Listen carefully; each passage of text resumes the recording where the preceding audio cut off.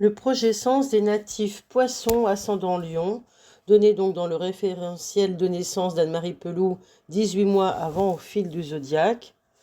Nous avons ici à considérer que le fait de voir apparaître cette combinaison de signes va nous mettre sur la piste d'une problématique par rapport à l'homme et aux valeurs morales qu'il est censé véhiculer.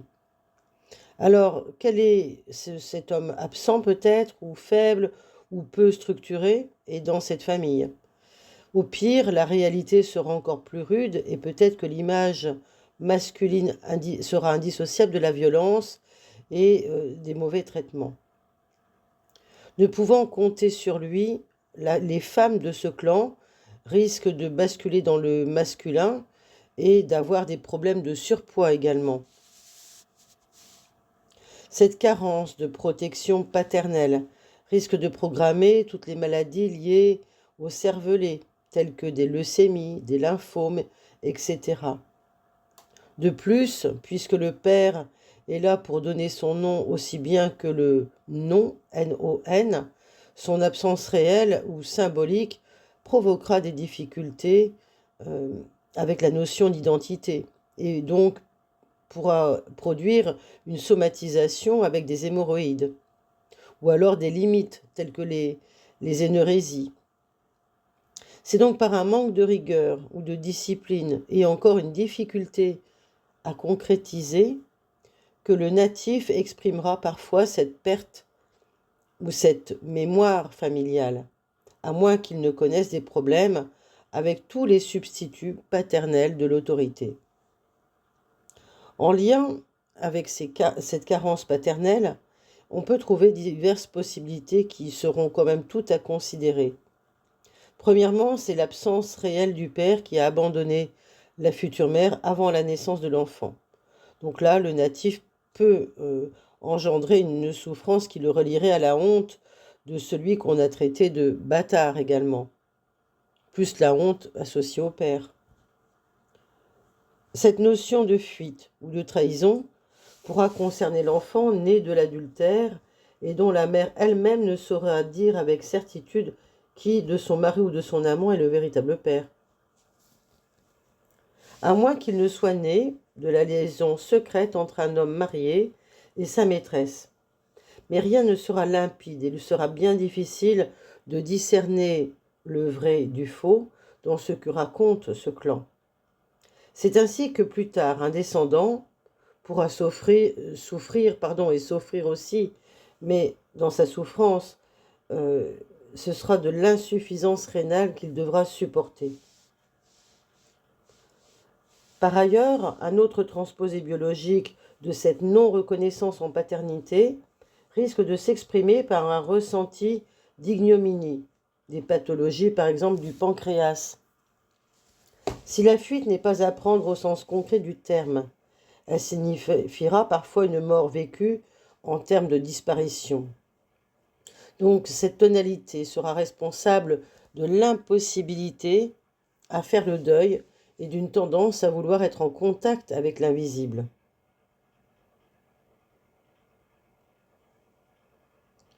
Qui a été porté disparu dans cette famille? Cela est à relier avec peut-être des mémoires de guerre ou des mémoires de disparition, d'enlèvement tout court.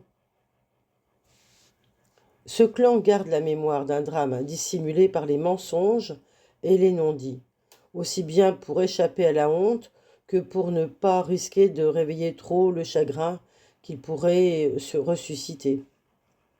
Donc comprenez que les causes en seront diverses.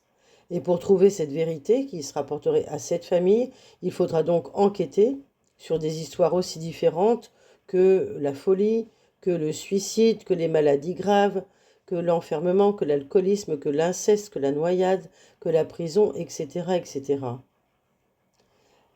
Quel est le paria de ce clan que l'on est allé chercher, ou tout au moins qu'on est allé jusqu'à exclure des souvenirs familiaux et dont on ne doit plus prononcer le nom, peut-être même qu'il ne figure sur aucune photo.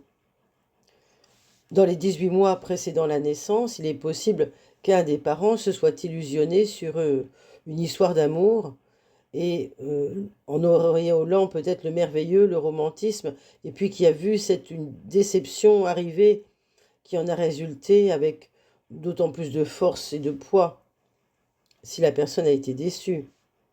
Le natif donc aura tendance à peut-être reproduire quelque part, à reconstruire des contes de fées, euh, tant ils se sont concernés par l'aveuglement affectif. C'est cette notion d'aveuglement affectif qui sera importante pour ces natifs. Un ressenti de trahison amoureuse, effectivement, peut se biologiser par des problèmes de trompe utérine chez les femmes de cette famille. D'ailleurs, qui a dû, dans la famille, se cloîtrer ou s'enfermer, mais par amour? Ce clan garde la mémoire de celui qui s'est sacrifié, et cela peut entraîner des problèmes au sacrum, au nom de l'amour, et la souffrance est ici en lien avec l'affectif. Cette attitude est à mettre quand même en relation avec la notion de péché. Il faudrait chercher qui a fauté, et qu'est-ce que aujourd'hui peut espérer le natif qui expirait une faute qu'il n'a pas commise pour soulager un ancêtre, toujours par le biais de constellations familiales. Ça peut très bien se déjouer, effectivement. Donc il faudra rechercher la personne qui a dépassé les limites de la morale, une personne qui a pu être interdite de séjour, une personne qui a été condamnée parce qu'un secret n'a pas été mis en lumière, en fait. Quelquefois, il s'agira d'un membre du clan qui fait, comment dirais-je, qui rééquilibre à ses dépens.